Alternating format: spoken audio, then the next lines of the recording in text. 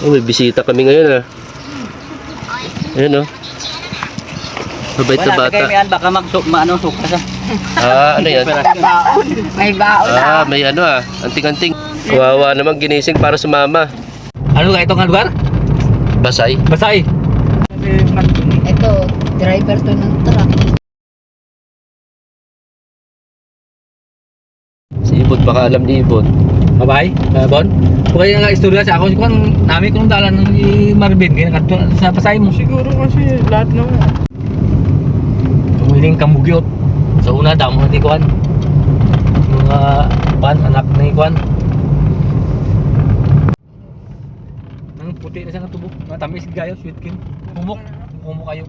Ati ang ito punta ni, dulo do sa palay punta sa Kwan. Bigjas ang Negros. Kita rin dagat dun. Edge ng Occidental.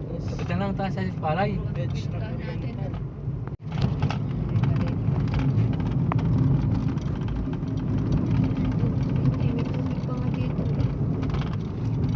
Malapit na kasi sa dagat.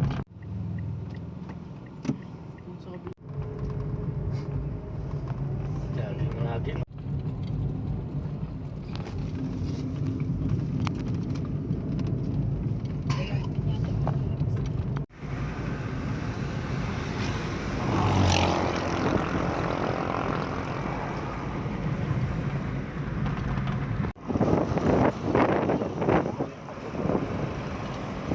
Kawawa naman si Rose. Nahilo.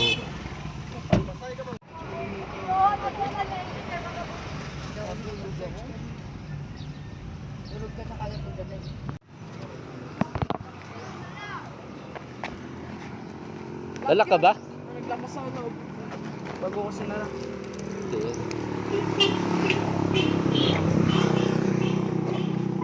Nasa loob ka pala.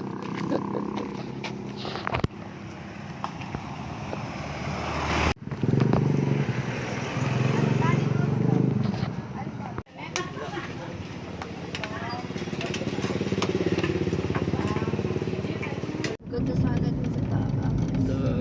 Dagat.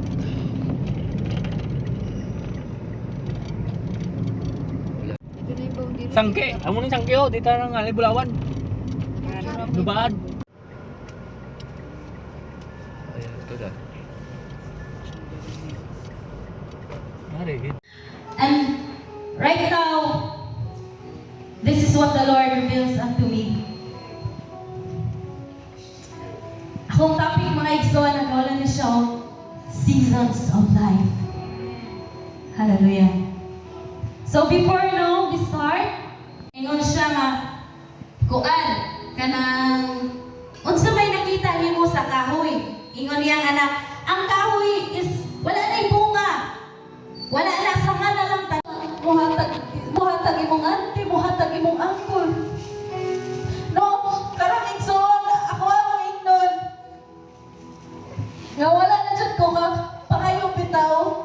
Kay si Lord dyan ka provide sa tanan akong panginanglan.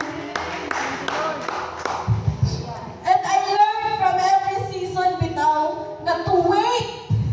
No? Wait sa. Ayaw pagdali. No? Kay si Lord radyon amuhan ay sa tanan igsoon. Iyang hanayon ang tanan. No? Every season has a lesson.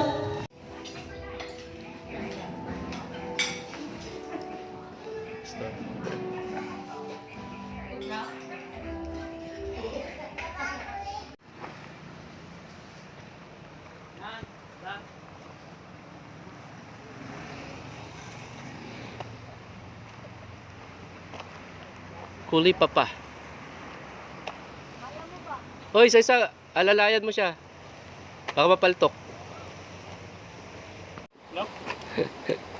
Oh, why na suka? Wala na.